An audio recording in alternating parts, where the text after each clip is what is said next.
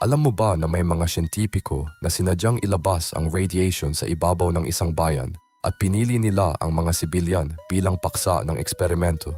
Disyembre 1949, Hanford, Washington. Ang US military ay nagbukas ng mga reaktor at sinadyang naglabas ng malaking ulap ng radioactive iodine-131 sa hangin.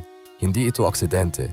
Pinili nila ang oras, pinili nila ang direksyon ng hangin, at alam nila kung sino ang nasa ibaba.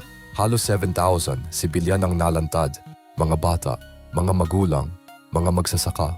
Wala ni isa sa kanila ang may alam. Ang layunin? Gusto ng militar na malaman kung kaya ng mga Soviet na matukoy ang nuclear activity ng Amerika sa pamamagitan ng mga nakakalason na usok na lumalabas sa hangin.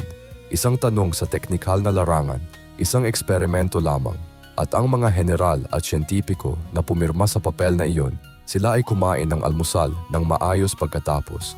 Ang mga dokumento ay inilihim sa loob ng 4 taon. Hindi kaaway ang nagpahamak sa mga taong iyon. Sarili nilang gobyerno, iyon ang tunay na kakilabutan.